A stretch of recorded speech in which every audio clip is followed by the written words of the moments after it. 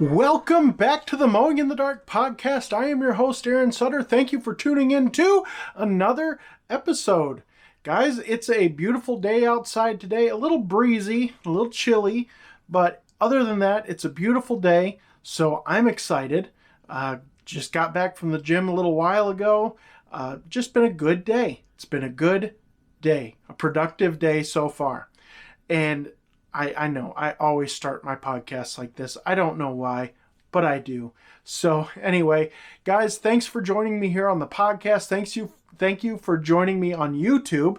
If you didn't know, a lot of these podcast episodes are filmed for YouTube, so you can find us on YouTube as well. If you want to watch us instead of just listening, that's always a good thing, but you don't have to. You can listen to us right here on the podcast.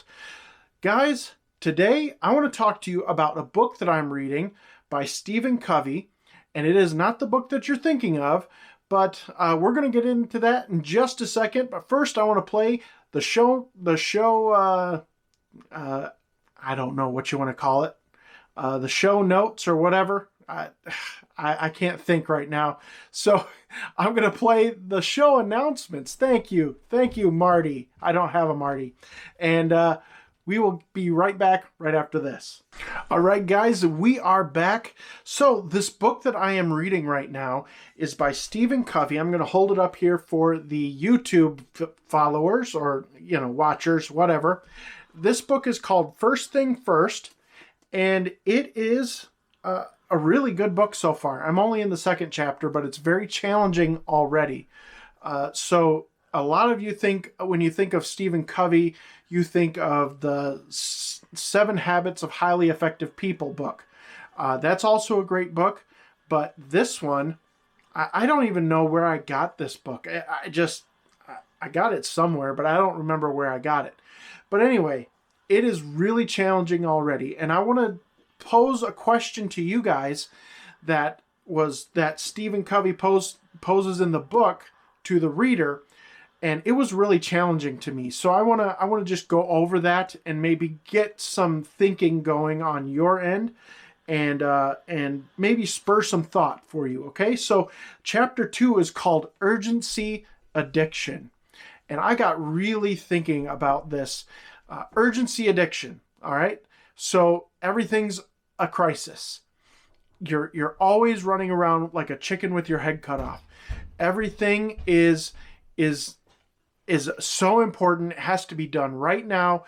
Everything is a crisis. And I know a lot of guys like this. I was like this for a while. And it needs to change, because what it is, what Stephen Covey calls it, is an urgency addiction. And it basically manifests itself just like a regular addiction. You're addicted to the adrenaline that you get from everything being a crisis. And what he says in this book is that we've got to get out of that, because a lot of those things that we view as emergencies or are very urgent aren't at all, and they're not something that we should even be spending our time on.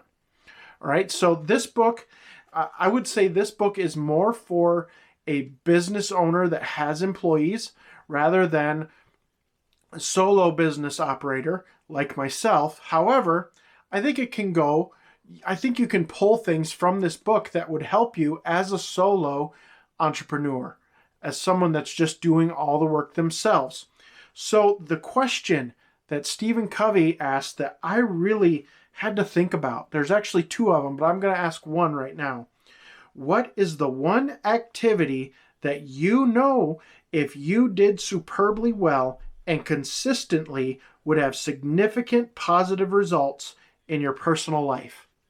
What's that one thing, just one thing, that if you did it superbly well and consistent, that it would have a positive result on your personal life? Just think about that. What is it? What would that one thing be? For me, I think that one thing that I could do on a daily basis, on a consistent basis, that would produce a positive result would be spending time, quality time, with my family. Now, what I mean by that is getting off my phone. I've been noticing a lot that I have been spending a lot of time on my phone, just scrolling through videos, the shorts videos, and they're everywhere because it's so insanely easy to just get caught up in just scrolling video after video after video. And it's become a problem for a lot of people. That in itself has become an addiction for a lot of people. And it is a time waster. 99.9% of that stuff has absolutely no value. It's just entertainment. It's just there to entertain you. I like Paul Jameson, but his shorts videos that he makes, they're just entertainment. They're not there to provide any sort of value other than entertainment value. And that's what he's going for. And I get it. That's how you become popular on social media. I get it. And that's his business. That's, he has to do certain things to grow his following because that's how he makes his money. He makes his money with a podcast and with social media. And he's chosen to do that.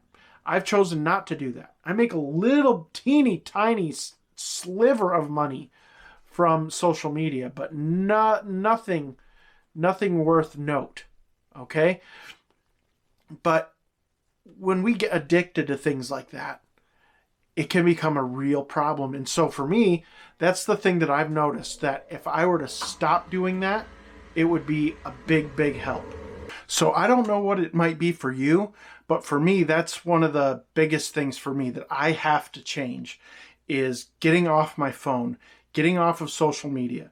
Now, again, I just bring up Paul Jameson because he seems to have a grasp on how to handle social media. So he just posts. He spends very little time on social media. And you'll see that at if you see him at a gathering or where he's at a live event or whatever, he's never on his phone because he's not on social media. He's a content creator. He's not a content consumer. And there's a lot of bad stuff on there, guys. A lot of really raunchy, nasty stuff. And you can get sucked into that and it can lead you down bad roads. And so that's something for me that I have to get away from, stop spending so much time on social media, and just start doing things like reading good books. In the wintertime, that is what I try to do. I try to read really good books. And this is a really good book. Let me pose another question to you that you can think about as we're going on here, just to try to get you to think a little bit and to maybe create some value for you on things that you can change, things that you can work on in your personal life and in your business to be better. All right, we can all be better. All right, so this is another question. What is the one activity that if you did superbly well and consistently would have significant positive results in your professional or work life?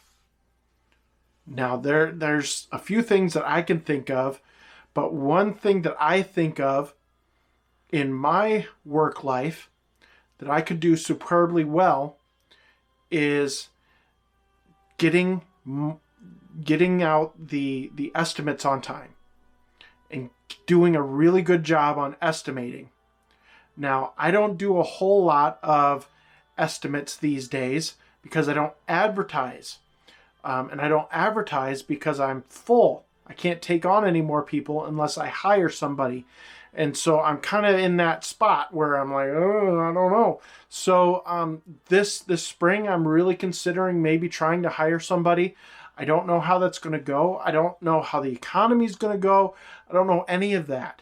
But I'm thinking, and I'm trying to work through some of the issues that I have in my head about hiring someone. And so that's the one thing that I think that I could do superbly well is doing estimates, selling the work. I think I'm pretty good at it. People seem to, when I meet people, they seem to have confidence in me. I'm honest. I am absolutely 100% honest with people. I don't try to sell. I don't try to sell.